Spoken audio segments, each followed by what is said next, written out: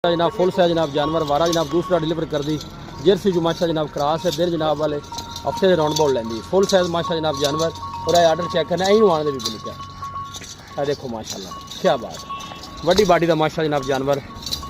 माशा जनाब वारा पहला माशा जनाब डिलीवर कर दी है मुँह च माशा जनाब 4 दान बैशमीर दिन किन्ने को लेंदी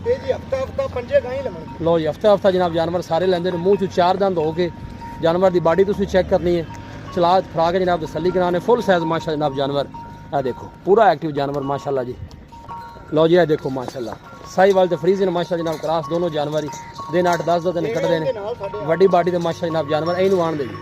थन तुसीं चेक करने ने कैसे लगे ने मझां वाले माशा जनाब जानवर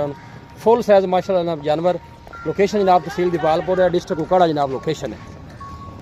है माशा जनाब जर्सी चोलोस्तानी जनाब क्रास जी फुल साइज माशा जनाब जानवर 5 जानवर जनाब वड्डी बाडी के ने देखो जी रबता नंबर जनाब 0342 40 54